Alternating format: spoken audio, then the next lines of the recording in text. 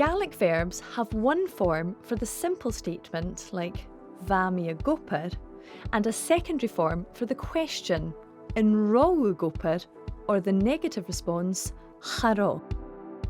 In the future tense, this secondary form is usually the command of the verb.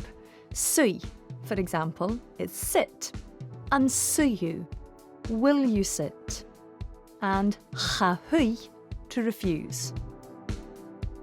Dún is close or shut, as in dún yn doris, shut the door. Undún you yn doris, will you shut the door, and chagún, to refuse.